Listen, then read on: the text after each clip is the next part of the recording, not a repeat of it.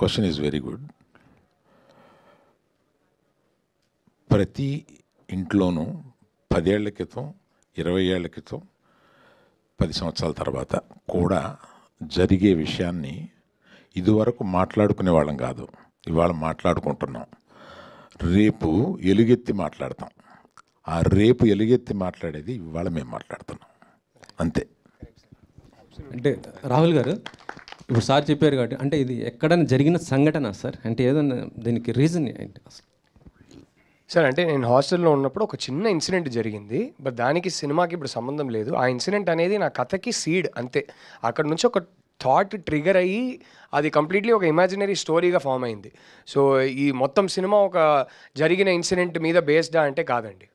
Sir Arvind sir, మొన్న trailer లాంచ్లో మీరు విజయ్ దేవరకొండ కానీ ప్రీ రిలీజ్ ఈవెంట్కి తీసుకొస్తున్నారు, కానీ ఈవెంట్ చేయట్లేదు, ఎందుకు సార్? రష్మిక రానప్పుడు విజయం వస్తాడండి. రష్మికకి విజయ్ అలా కాదు కదా సార్, మీరు విజయ్ దేవరకొండ గారు తీసుకొస్తా అని చెప్పారు. సక్సెస్ ఫంక్షన్ తీసుకొస్తామండి. రష్మిక హీరోయిన్ కనుక ఆయన్ని పిలిస్తే రెలవెంట్గా ఉంటుందని అనుకున్నాను. ఆమె లేనప్పుడు ఇంక రెలవెన్స్ ఏముంది? Okay sir. హిట్ కాంబో కాబట్టి విజయ్ గారు, అదే గీతా గోవిందం కాంబినేషన్ కాబట్టి. పర్టికులర్గా మా బ్యానర్కి వాళ్ళిద్దరి కనెక్షన్ ఉంది కాబట్టి దాని మీద మాట్లాడుతున్నాను. రెలవెన్స్ అంటే మీరు మీ అర్థం తీసుకోకండి. అంతేనా సార్? ఆయనది అనట్లేదు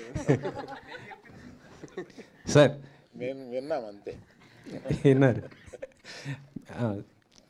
అంటే సరే, ఒకసారి మమ్మల్ని అందరు కూడా అల్లు స్టూడియోకి తీసుకెళ్లారు అప్పుడు లాంచింగ్ అప్పుడు.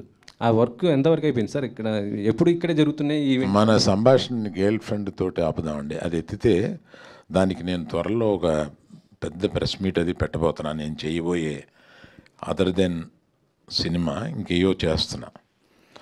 అందుకని అవన్నీ పెద్ద ప్రెస్ మీట్ పెట్టి నేషనల్ ప్రెస్లో మాట్లాడతాను. ఓకే. విద్యా గారు, గీతా ఆర్ట్స్ని మీ చేతుల్లో పెట్టడం ఎలా ఫీల్ అవుతున్నారు? బాధ్యతగా ఫీల్ అవుతున్నారా?